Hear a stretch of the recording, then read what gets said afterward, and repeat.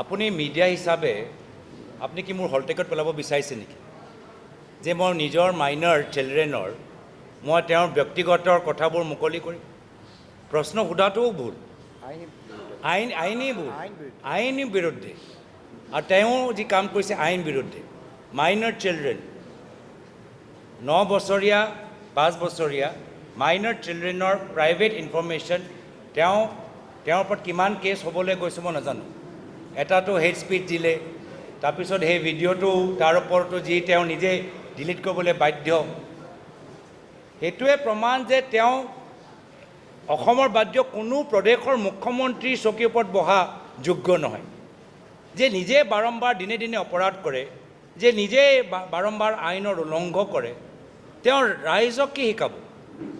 আৰু তেওঁ খালি এটাহে কথা শিকাইছে যে কেনেদৰে নিজৰ পৰিবাৰৰ নামত মাটি সম্পত্তি ল'ব পাৰে